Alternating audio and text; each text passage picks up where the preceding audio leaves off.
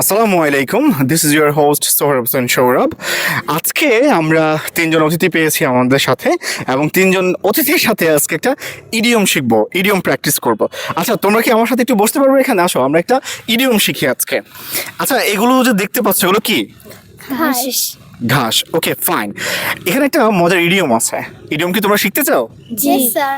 Right, ইডিয়মটা হচ্ছে a snake in the grass, অর্থাৎ ঘাসের মাঝে লুকানো থাকা বা লুকিয়ে থাকা সাপ। এখানে কি কোনো সাপ দেখা যাচ্ছে? না। দেখা যাচ্ছে না।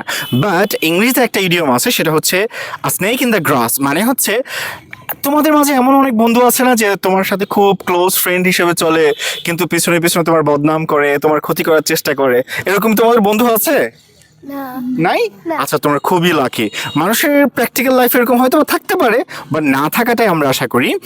যে বন্ধু তোমার মনে করো সামনে খুব ক্লোজ ফ্রেন্ড হিসেবে থাকবে, কিন্তু পিছনে পিছনে তোমার সমালোচনা করে, তোমার ক্ষতি করার চেষ্টা করে, সেই ফ্রেন্ডকে তুমি এই ইডিয়মটা ব্যবহার করে বলতে পারো। মনে করো তোমার ফ্রেন্ডের নাম হচ্ছে এক্স, ওয়াই বা জেড, বা এক্স যদি হয় তাহলে বলতে পারো, mister x is a snake in the grass. Mr. X is a snake in the glass. grass, মানে হচ্ছে মিস্টার এক্স হচ্ছে ঘাসের মাঝে লুকিয়ে থাকা সাপের মতো।